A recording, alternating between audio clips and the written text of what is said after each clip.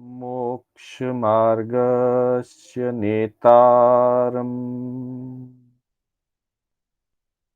भेतारम् कर्मभूभृताम्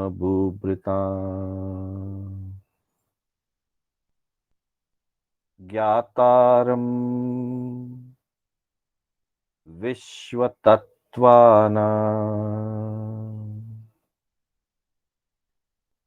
वन्दे तद्गुणलब्धये वन्दे तद्गुणलब्धये। अनंत उपकारी आस्था के आयाम चरम तीर्थंकर श्रमण भगवान महावीर को वंदन। प्रभु की परंपरा में विचरण करने वाले परम उपकारी परम आदरणीय समस्त चारित्र आत्माओं को वंदन। धर्म प्रेमी बंधुओं, सुशील माताओं एवं बहनों, श्री कर्नाटक जैन स्वाध्याय संघ बैंगलोर के तत्वावधान में आयोजित जिन वाणी सार की इस 13वीं कक्षा में मैं शांतिलाल बोहरा आप सभी का हार्दिक स्वागत एवं अभिनंदन करता हूं। बंधुओं, हमारी कक्षा अलग अलग धर्म ग्रंथों, आगमों के गाथाओं और श्लोकों के आधार पर चल रही है। इससे पूर्व हमने मंगलाचरण के साथ लक्ष्य, प्रभु के अंतिम देशना अर्थात उत्तराधियन का परिचय, अनुशासन से मेरी आत्मा का लाभ कैसे होता है और धर्म आराधना से कैसे 10 अंगों की प्राप्ति होती है, इसकी चर्चा की। फिर दूसरे सप्ताह में हमने ममत्व त्याग से लोक विजय की प्राप्ति, कषाय से संसार वृद्धि, कषाय और नौ कषाय का स्वरूप एवं कषाय विजेता जिनोत्तम पुरुष अरिहंत कषाय से संबंधित इन विषयों की हमने चर्चा की। फिर तीसरे सप्ताह में संसार और धर्म की चर्चा करते हुए संसार की असारता एवं सद्गति का मार्ग, सम्यक बोध से संसार विरक्ति, धर्म दुर्गति हरता और मुक्ति प्रदाता है और धर्म ही शरण है, इसकी हमने चर्चा की थी।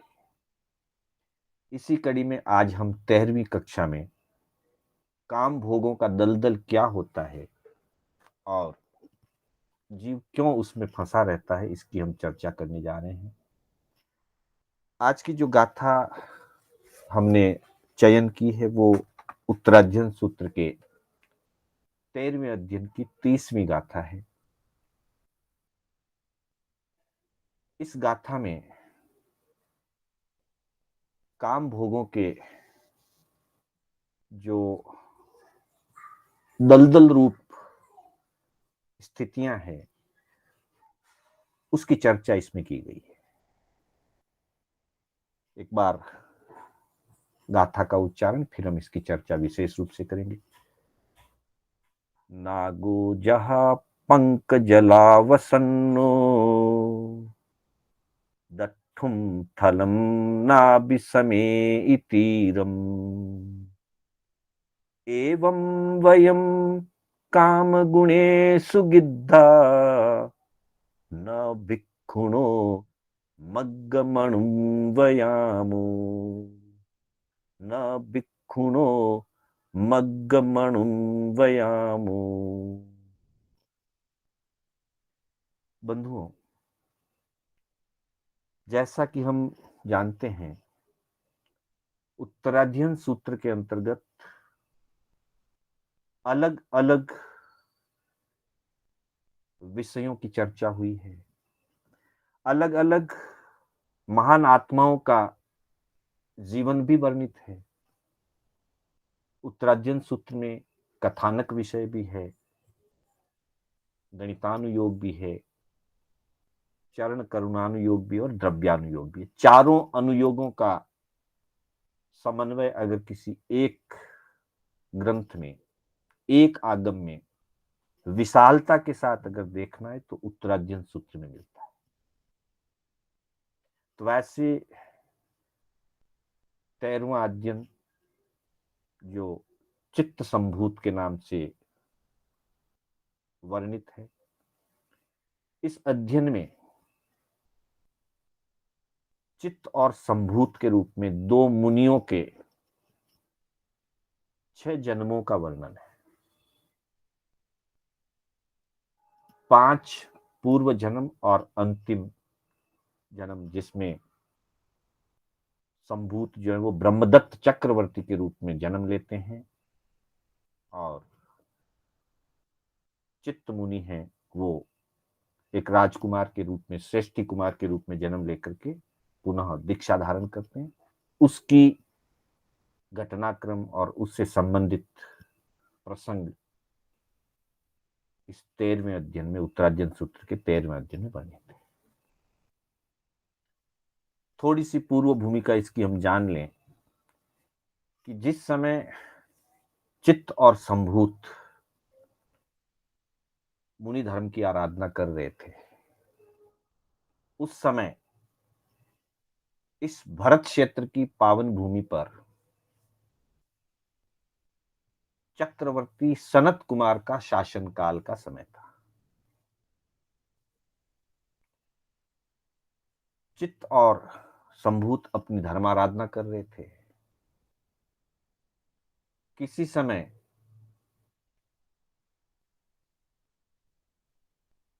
उस नगरी में जहां सनत कुमार चक्रवर्ती की राजधानी थी, वे विचरण कर रहे थे और किसी ने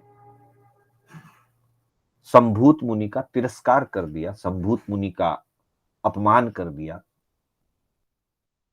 वैसे तो मुनि के लिए कहा गया कि समो निंदा प्रशंसासु, मुनि वही हैं जो निंदा और प्रशंसा में, मान और अपमान में सम रहते हैं, और सम रहना ही चाहिए। मुनि के लिए ही नहीं, प्रत्येक मानव के लिए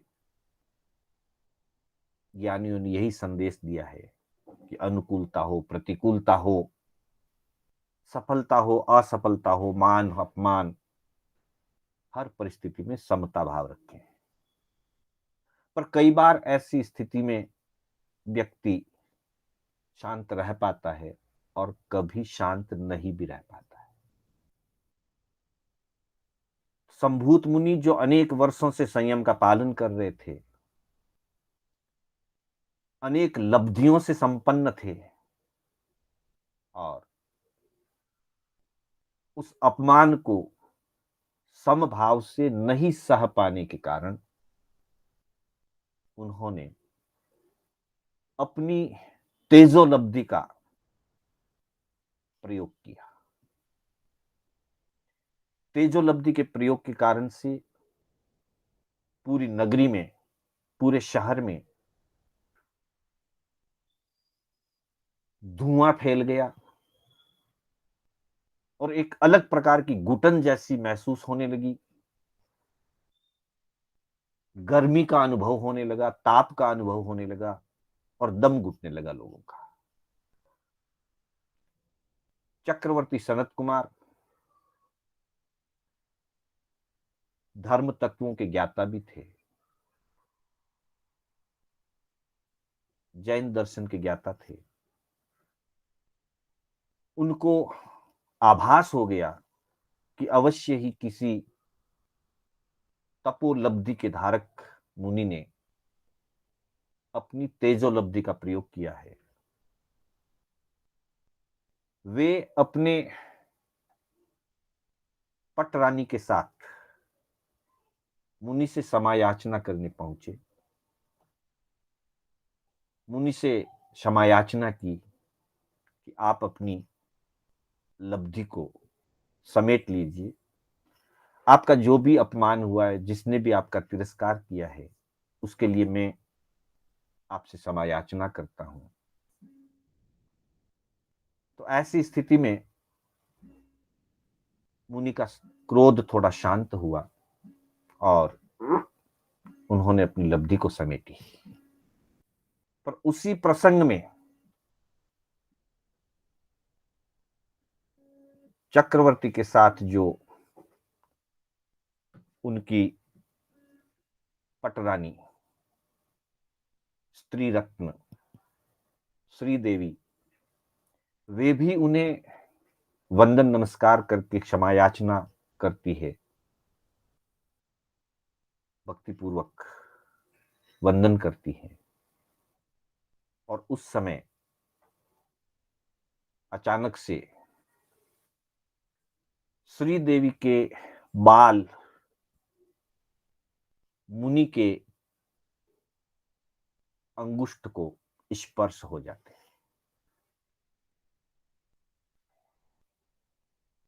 उन बालों के स्पर्श की अनुभूति मात्र से संभूत मुनि का चित्त विचलित हो जाता है और वे अपने मन में विचार करने लगते हैं कि ऐसी कोमल स्पर्श का अनुभव मैंने आज तक कभी नहीं किया। और उनके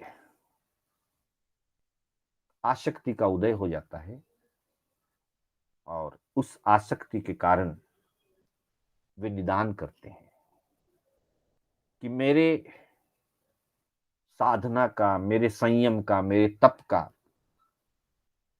जो भी फल है, पुनः मैं जब इस धरती पर मनुष्य के रूप में जन्म लूं तो ऐसी ही स्त्री रत्न के साथ मेरा जीवन हो, मैं ऐसी ही स्त्री रत्न का स्वामी बनूं और इस निदान के कारण उन्होंने अपने संयम का, अपनी साधना का, अपने तप का एक तरह से देखा जाए तो भौतिक सुख के लिए एक सौदा हो गया। निदान जिसको जैन दर्शन में कहा जाता है, नियाणा कहते हैं जिसको, अर्थात उनकी साधना दांव पर लग गई। जिस साधना से मोक्ष मार्ग को साधा जाता है, उसी साधना को उन्होंने तुच्छ भौतिक सुखों के लिए, स्पर्श सुख के लिए दांव पे लगा दिया। चक्रवर्ती और पटरानी तो वंदन करके क्षमा याचना करके चले गए। संभूत मुनि ने निदान कर लिया। चित्त मुनि उनके, जो उनके भाई थे, मुनि भी थे साथ में और भाई भी थे संसार की अपेक्षा से, उन्होंने संभूत मुनि के मानसिक स्थिति को समझा और निवेदन किया कि भगवान आपने निदान किया है, आप इसकी आलोचना करें, आप इसका प्रतिक्रमण करके शुद्धिकरण करें। निदान संयम साधना का शल्य है। 3 प्रकार के शल्य बताए गए हैं, निदान शल्य, माया शल्य और मिथ्या दर्शन शल्य। जब संयम साधना में निदान जैसी कोई स्थिति बन जाती है तो ये संयम यात्रा का एक शल्य है। साधना मार्ग अवरुद्ध हो जाता है, साधना मार्ग रुक जाता है। चित्त मुनि ने बहुत समझाने का प्रयास किया, लेकिन संभूत मुनि अपनी आसक्ति में इतने भारी, इतने गहरे अटक गए थे, इतनी गहरी आसक्ति हो गई थी, भारी आसक्ति हो गई, उन्होंने उसका प्रतिक्रमण नहीं किया, आलोचना नहीं की, शुद्धि नहीं की और उस भाव से तो आयु पूरा करके देवगति में गए। दोनों मुनि देवगति पहुंचे। फिर वापस देवगति का आयु पूरा करके जब आए, तब संभूत मुनि की आत्मा ब्रह्मदत्त चक्रवर्ती के रूप में, क्योंकि निदान किया था कि ऐसी स्त्री रत्ना का स्वामी बनूं, तो ऐसी स्त्री रत्न का स्वामी तो चक्रवर्ती ही बन सकता है, तो वे चक्रवर्ती बने। चक्रवर्ती पने में 6 खंड के राजा बने, खूब वैभव और काम भोगों में आकंठ डूब गए। दूसरी तरफ चित्त मुनि की आत्मा एक श्रेष्ठी परिवार में जन्म लेती है। वहां भी प्रचुर भोग सामग्री होती है, पर समय पाकर के वो त्यागी बन करके मुनि बन जाते हैं। अनेक वर्षों के बाद दोनों का आपस में मिलना होता है। तब मुनि उनको सारी पूर्व जन्मों की घटनाएं बताते हैं।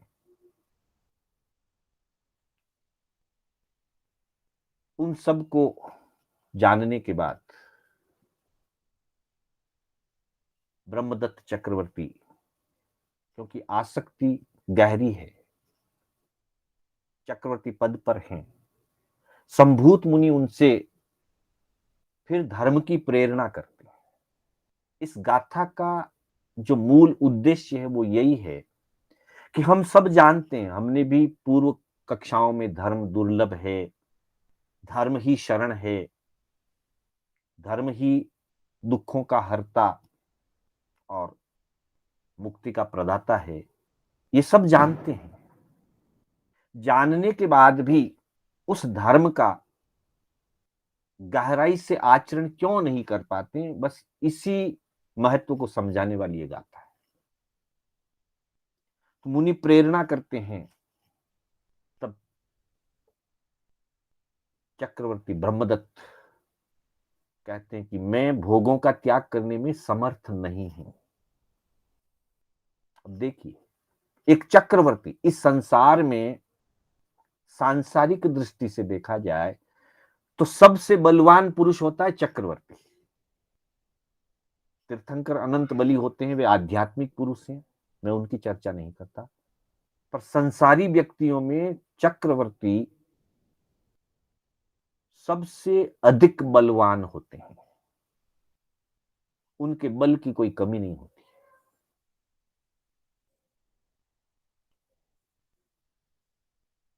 40 लाख अष्टापद पक्षियों की जितनी ताकत चक्रवर्ती में होती है, और वे चक्रवर्ती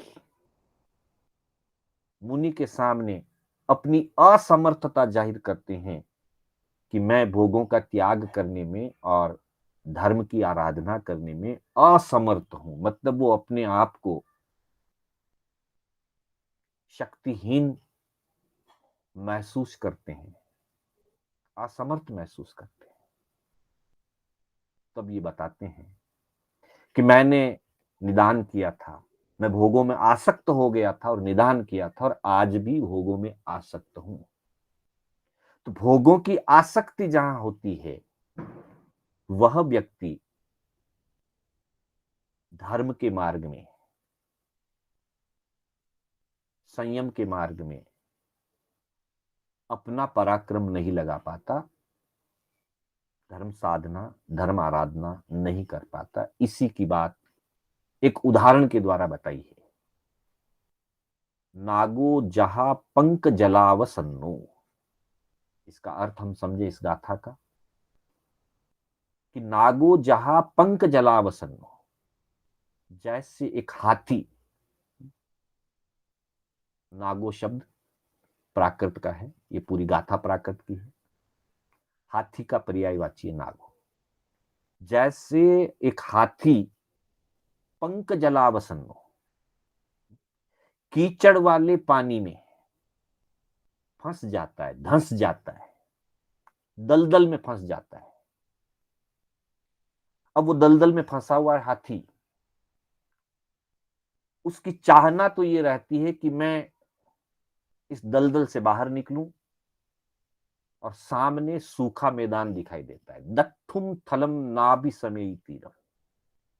दट्ठुम थलम, स्थल दिखाई दे रहा है, सूखा मैदान दलदल से कुछ दूरी पर दिखाई दे रहा है, पर देखते हुए भी और चाहता हुआ भी, वो चाहता है कि मैं सूखे मैदान में पहुंचूं और सामने सूखा मैदान दिखाई दे रहा है, दलदल से निकलूं, ये चाहना है। फिर भी नाभि समेई तीरम, फिर भी वो हाथी उस दलदल से निकल करके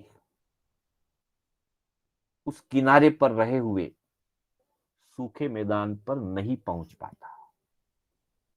क्यों नहीं पहुंच पाता उसकी हम चर्चा करेंगे, पर गाथा में ये कहा कि नहीं पहुंच पाता, ना भी समय तीरम, वो तीर तक नहीं पहुंच पाता, स्थल सूखे मैदान पर नहीं पहुंच पाता।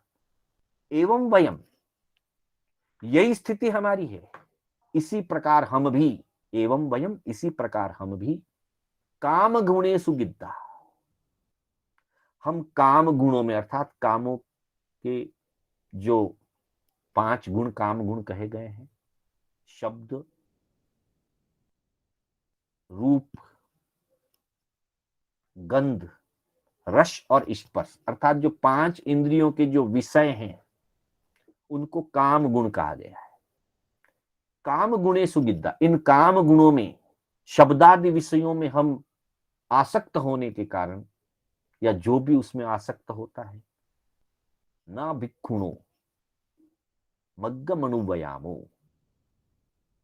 वो भिक्षु मार्ग को, संयम मार्ग को, धर्म मार्ग को अनुसरण नहीं कर पाता है। जानता हुआ भी, देखता हुआ भी अनुसरण नहीं कर पाता है। कारण है काम भोगों की, विषयों की आसक्ति। गिद्धा शब्द दिया है, गृद्धि भाव, तीव्र आसक्ति। इसको हाथी के जीवन से तुलना करके समझाया गया है। हाथी बड़ा ताकतवर प्राणी होता है, वैसे तो बहुत ताकत होती है हाथी में, लेकिन फिर भी वो कीचड़ के दलदल से बाहर नहीं निकल पाता। उसका मुख्य कारण है उसके शरीर का भारीपन। बहुत विशाल काय होता है हाथी, इसलिए वो एक पांव बाहर निकालना चाहता है तो दूसरा पांव और गहरा धंस जाता है। एक कारण है ये। दूसरा कारण ये है, हाथी को उस दलदल में, जो पानी के बीच में, दलदल के बीच में उसको शीतलता लगती है। कई बार निकलना चाहता भी नहीं है, उस शीतलता का आकर्षण उसको खींच करके रखता है। दलदल में कमल के फूल खिलते हैं, कीचड़ में ही कमल खिलता है। हाथी का प्रिय भोजन है कमल का फूल। कभी वो उस कमल के फूल की आसक्ति के कारण, कभी वो उस कीचड़ की शीतलता में आसक्त होकर के बाहर निकलने का प्रयास नहीं करता, और कभी वो चाहता है कि मैं बाहर निकलूं, तो उसके शरीर की जो विशालता है, जो भारी शरीर है उसका, उतना, उस भारी शरीर के कारण निकलना चाहता भी है तो और फंस जाता है। बंधुओं, यही स्थिति हमारी है। हमको इस संसार के कीचड़ में रहते हुए धर्म और संयम रूपी स्थल दिखाई दे रहा है, साफ स्थान दिखाई दे रहा है, परंतु हम हमारी आसक्ति के भारीपन के कारण, जैसे हाथी का शरीर भारीपन के कारण बाहर नहीं निकल पाता, वैसे ही हम अपनी तीव्र आसक्ति के कारण बाहर नहीं निकल पाते। कभी निकलना चाहते नहीं है, जैसे हाथी उस कीचड़ की शीतलता को आनंद मानता है, उसको सुख का कारण मानता है। कई बार हम संसार के भोगों को सुख का कारण मानते हैं। कीचड़ है पर हमको उसमें सुखाभास होता है, सुख की अनुभूति होती है, इसलिए हम निकलना नहीं चाहते। और कभी जैसे फूल, कमल का फूल हाथी को आकर्षित करता है उस कीचड़ में खिला हुआ फूल, वैसे ही इस संसार रूपी कीचड़ में कभी यश, कभी पद, कभी प्रतिष्ठा रूपी फूल, उसका आकर्षण हमें पुनः पुनः संसार में खींचता है। और ऐसा करके इन सारी परिस्थितियों के कारण हम संयम मार्ग को अच्छा मानते हुए भी, इस संसार से बाहर निकलना चाहते हैं ये जानते हुए भी, पूरा पुरुषार्थ नहीं लगा पाते। थोड़ा सा भाव बनता है, फिर कभी यश, कभी पद, कभी प्रतिष्ठा हमें खींच लेती है, कभी हमारी स्वयं की भारी आसक्ति हमको वापस रोक लेती है, और कभी संसार का आकर्षण, पुत्र आदि का स्नेह, परिवार का स्नेह, ये हमें वापस इसी कीचड़ में खींच लेता है। तो क्या कभी इससे बाहर नहीं निकला जा सकता? ऐसा भी नहीं। अगर वही हाथी एक पांव निकालेगा तो 3 पांव धस जाएंगे, वो बाहर नहीं निकल सकता। लेकिन अगर वो अपनी सारी शक्ति केंद्रित करे और एक साथ उछाल करे, अगर छलांग लगा दे, तो वो अपनी सारी शक्ति को केंद्रित करके अगर छलांग लगाए तो एकाएक उस कीचड़ से बाहर निकल करके सूखे मैदान पर पहुंच सकता है। ठीक वैसे ही जो साधक जागरूक हो जाते हैं, जिस आत्मा में आत्मबोध जग जाता है, वो अपनी संपूर्ण शक्ति काम गुणों से गृद्धि को तोड़ने में लगा देते हैं। और जो ऐसा कर लेते हैं वे निश्चित ही इस कीचड़ वाले दलदल के संसार से, विषय आसक्ति रूप संसार से ऊपर उठ सकते हैं, बाहर निकल सकते हैं, और संयम और धर्म रूपी शुद्ध स्थान को, यहां जो थल शब्द का है कि सूखा मैदान, साफ मैदान, वो प्रतीक है उसका, उस शुद्धता वाले स्थान का, जो संयम का स्थान है, उसे प्राप्त किया जा सकता है। लेकिन आसक्ति के अंदर गृद्धि भाव रहेगी तो हम बाहर नहीं निकल पाते। अपने आत्म पुरुषार्थ को जगाएं और आसक्ति को तोड़ें तो हम इस दलदल से बाहर निकल सकते हैं।